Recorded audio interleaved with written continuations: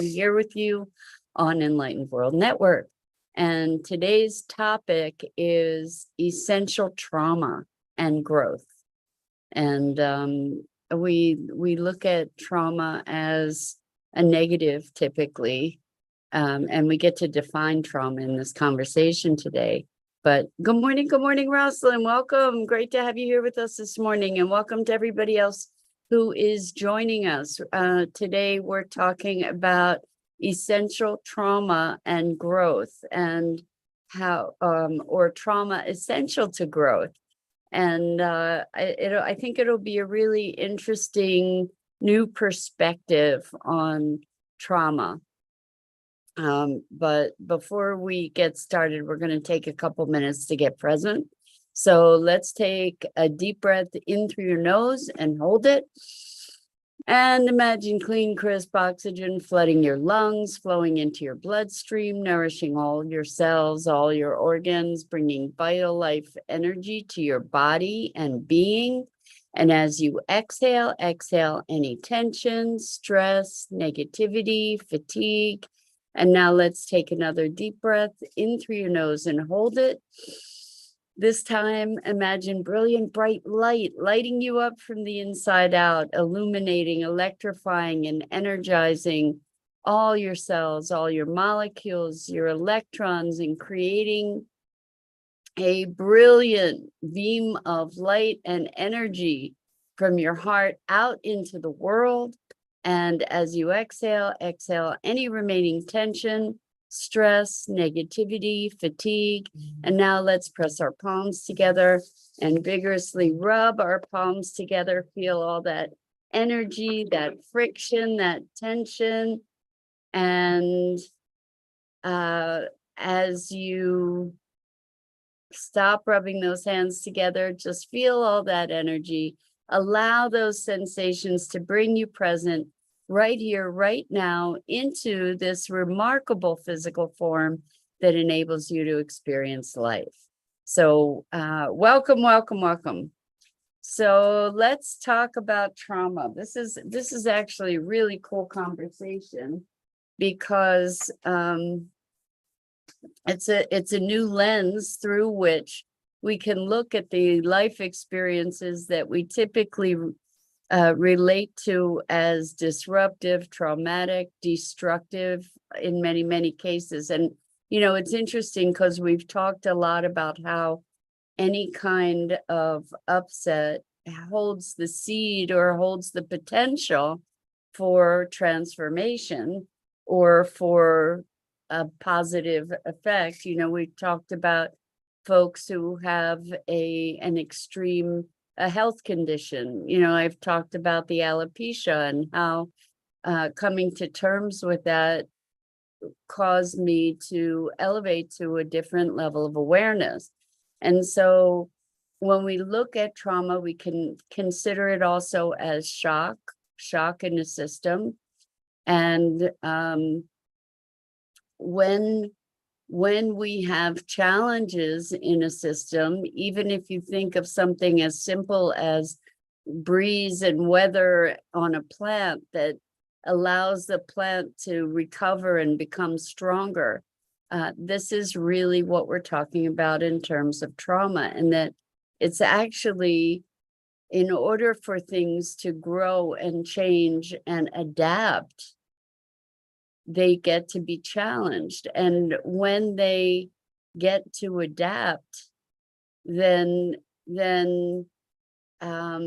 it up-levels their beingness, right? It creates a greater, we're talking beyond resilience, because resilience is recovery. What we're talking about here is something that pushes to a new level of being and awareness.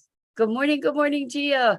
Good evening to you, actually, and welcome. It's great to have you here with us this morning.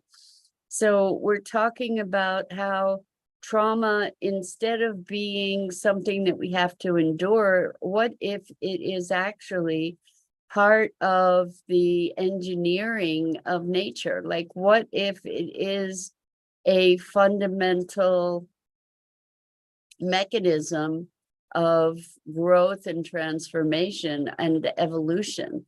So I was reading a book, and let me think what the book is called. Actually, I wasn't reading it. I was listening to it on Audible when I couldn't sleep. So let me just see if I can find it here. And it is called Anti-Fragile. And it was recommended to me by one of my clients. And so we talk about resilience. We talk about what's the other word?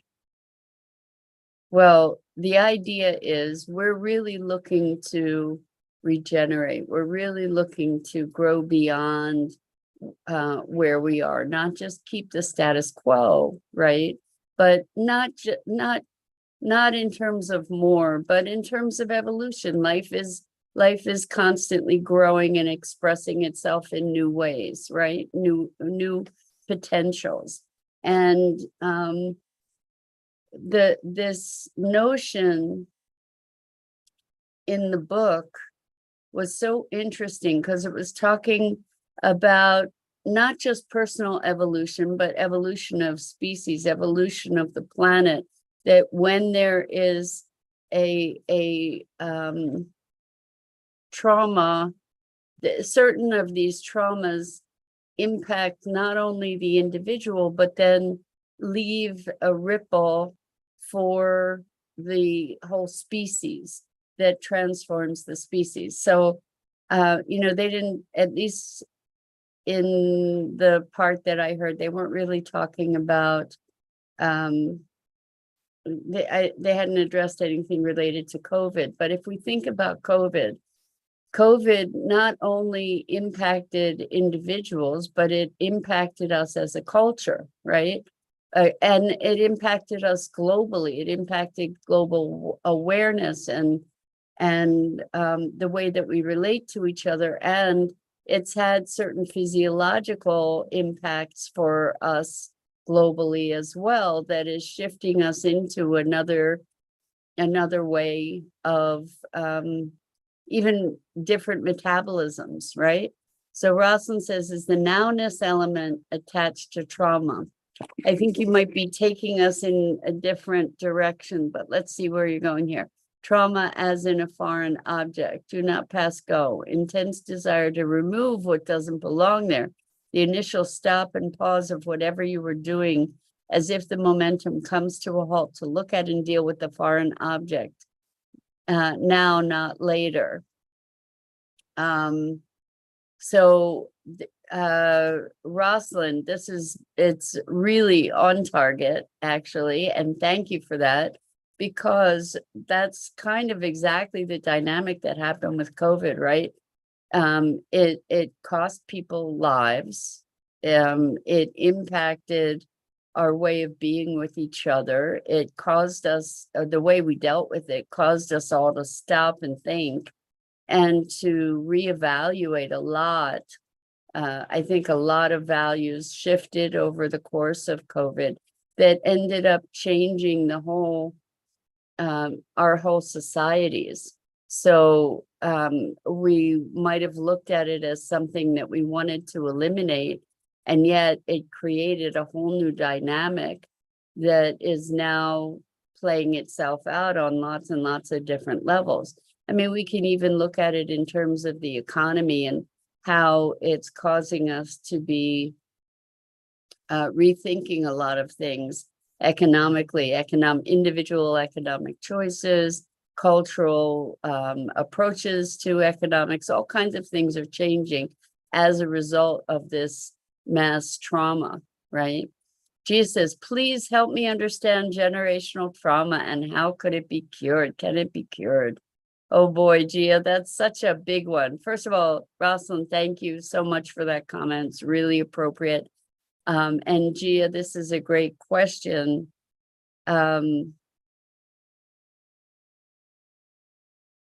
It's a great question because it's something that I've been really, really present to in my family. Generational trauma, generational patterns. And I think that the potential for healing generational trauma is first to recognize it. And when we look at human beings, you know, generational trauma is not just confined to family units. Generational trauma is look at the history of humanity and the patterns that we have endured, and also the patterns that different cultures have endured. And then we also have the same kind of thing within families, familial patterns that have persisted. And my thinking is that we get to first be conscious of them. I don't know if you guys remember 9/11. 9/11 was such a profound trauma on so many levels. And people came together in the face of that upheaval that would never have been together. There was an outpouring of, before there was the outpouring of hatred towards certain groups, there was tremendous outpouring of compassion and caring. And in the experience of the shock, there was a greater sense of unity, you know, and connection. So Gia says, how can humanity ever forget 9/11 ever? Thank you for that, Gia. I remember the experience of it is what I'm talking about specifically. Like, I remember seeing it on TV. A friend of mine had said, you can turn on the TV. And it was just horrific. And I remember going to New York City, and a while after that, and there were ruins from 9/11 that were in the train station as a memorial. And just the way that people was foundationally different. Like, their beingness shifted before it manifested as vengeance and hatred. You know, there was this underlying sense of connection and shock and trauma. And the trauma I'm talking about here is not just emotional trauma, but we have patterns of response that shift and change out of trauma, that create an evolution. And so back to this idea of family trauma, it's not an easy answer. You know, I think that the way that any trauma gets healed is first through awareness, and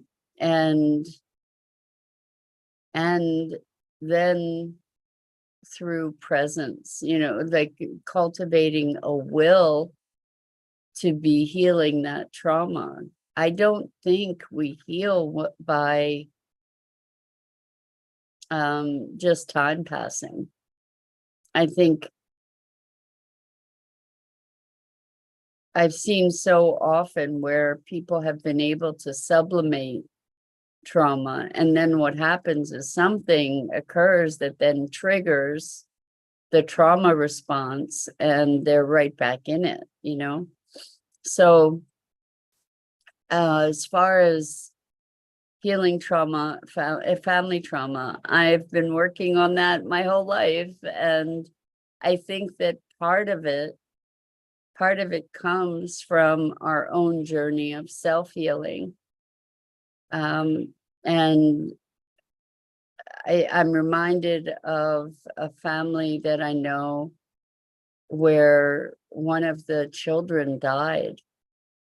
And the mom and the dad never really fully addressed that trauma. They never dealt with it head on, and it never really had a chance to heal, and it shaped so much of their lives. And then years and years later, another child died, and it reactivated everything from the first child's death, and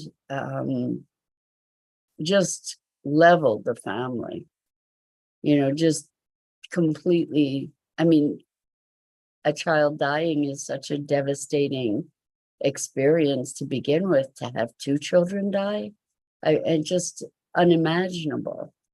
And not having dealt with the first death, they were living with that death ever present in a way that was not life affirming, in a way that was in a denial sort of way, pushing it away, trying not to experience it. So it was furrowing ever deeper. And when the second trauma came, things just came crashing down. And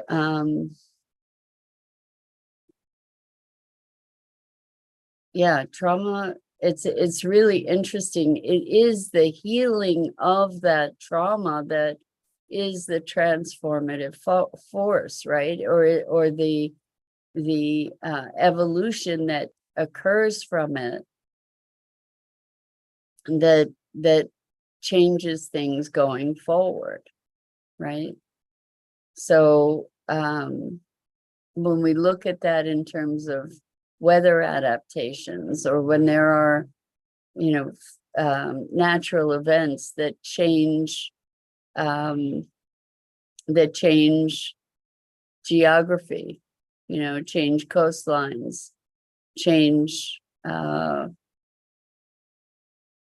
some kind of trauma changes the way that like in our environment, we are having to adapt to different physiological circumstances where air quality changes or water quality changes. And when we talk about evolution, we're not always talking, not trauma doesn't necessarily just create beneficial results, right?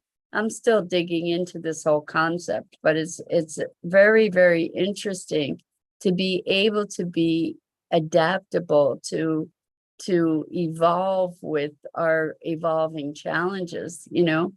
That's what we're looking at as being able to utilize these traumas as part of our evolution.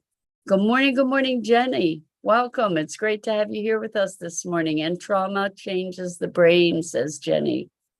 Well, the brain changes in response. It's true. Like when we are feeling traumatized, we produce different bodily chemicals, and that can create different adaptations. And then if we procreate, then those adaptations get passed along in some way or another. And sometimes there's a trauma that occurs that is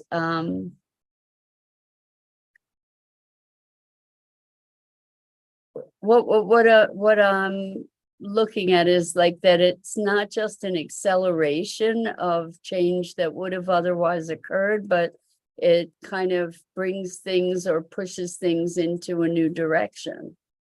So it's interesting to be looking at these cataclysmic kind of changes, like when a volcano erupts. It's changing a whole landscape. It's changing the atmosphere. It's changing the way, because the atmosphere is changing, it's changing the way that that creatures need to adapt and integrate with that environment, right? Yeah, and so what if these traumas are a natural feature or a feature of nature that is its own evolutionary mechanism? You know, what if these traumas are fundamentally part of and essential to evolution? It's an interesting thing because we don't always respond negatively to trauma. You know, once we can move to a place, there may be an initial negative response, a die off, or you know, the feeling of being crippled, and then maybe we come to a whole new place because the foundation's been raised, has been actually leveled to the ground. We need to rebuild, and we rebuild in a way that we wouldn't have been able to build on the previous foundation. So that's where, you know, we talk about Kali and destruction precedes creation, where the foundations of the old need to be disrupted in order to be able to create new structures. That's the kind of evolution we're talking about. So when I went through this whole thing with alopecia, I had to reconstruct myself. When people go through cancer and they reconstruct themselves, and oftentimes that trauma becomes the most enriching experience of their lives. Not the experience, but sourced the greatest enrichment of their lives. So, oh, Jenny, Bruce Lipton's awesome. So Jenny says, I was just reading about this last night. Bruce Lipton is all about epigenetics.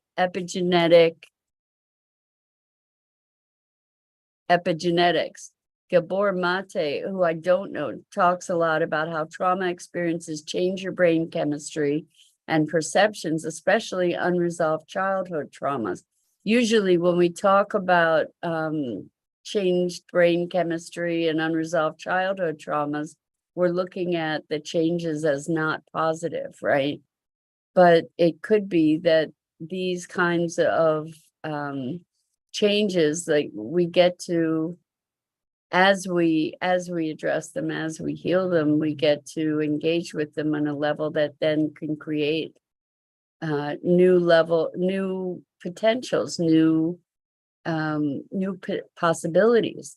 Gia says, I'm grateful for asking this to you. Trauma equals transformation, rediscovering. So beautifully said by you, Mira, as always. Thank you for that, Gia.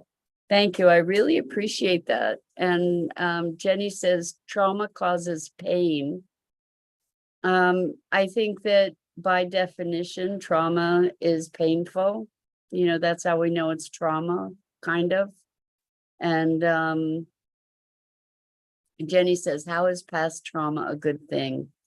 So this is the gift of conscious transformation. When we take the traumas of our lives and we farm them for the gift that they provide us, that's part of our pathway to evolution, to a new state of being. And so for me, I'll just talk about the trauma of losing my hair.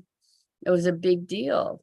It was a big deal. And as a result, I retreated from so much of life at the time, and also from behaviors that had been damaging to me. And ultimately, what happened was I hid, essentially. I wore a wig for a bunch of years, although I would tell people it was a wig, but I wore a wig for a bunch of years.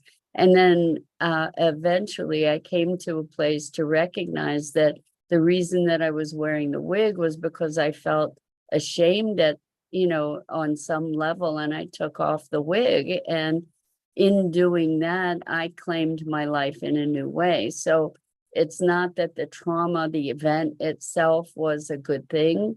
However, the cycle that trauma initiated and seeded has been one of profound empowerment. And so it's how we use it and how we transform it. And many people who have gone through cancer have a whole different perspective and appreciation for life and for their own strength and their own capacities. So it's not that the trauma itself is a good thing, but the adaptation, the change, the non-linear transformation that it prompts, that can be a profoundly good thing. And then you look at how the trauma impacts you, and if you're evolving from it, if you're moving through it, if you're expanding possibility and potential, then that impact ripples out to the people that you impact, etc. So Gia says brain change happens undoubtedly through trauma, but let's not forget neuroplasticity. We can use it for our benefit. It can not only help us, but so many others. Exactly, Gia, 100%. And Jenny says, I was just sobbing last night about how my childhood trauma has affected me, and compounded with CPTSD, anxiety, depression, abandonment issues, emotional neglect last night. So Jenny, you're having a deep awareness of the trauma and the impact that it's had. And the thing is that also that trauma has given you a much deeper experience and awareness of so many things that you wouldn't have been aware of before, of how to treat children, of emotional dynamics, of the fact that you got through what you got through, that you're at this place of being able to be healing these things, greater awareness, greater perspective, and the thing is that when you're in the midst of it, it's hard to imagine how we can come to a place where all of that becomes a gift. Like all of that is shaping us to be who we are, where we are right in this minute, and we wouldn't be here without it. That's when we start to be able to move into the potential, for instance, to help other people who have gone through or are going through the same thing, that other people couldn't even be with them because it was so intense. You have lived it, so you have a presence around it that other people don't have. April says, like a branch on a tree can lead us to grow in a different direction. 100%. And welcome, April. Great to have you here with us. And Gia says, thank you for sharing your experience, Mira. Your examples for your life and your client's life really, really helps me evolve. Gia, thank you for that. I so appreciate that. I'm sorry it seems like I'm rushing, but I have a client. So I love you. Thank you so much for being here. I'm Mira Rubin. This is the Core Connection. I go live each weekday morning at 9 a.m. Eastern here on the Enlightened World Network Facebook page. It is such a privilege to be with you. And Jenny says, I feel alone. My family invalidates feelings, avoids the elephant. Jenny, I hear you, and I have so much compassion for what you're going through and your courage to continue and to be here and to share so vulnerably. And so much love to you and love to you all. And I hope I get to see you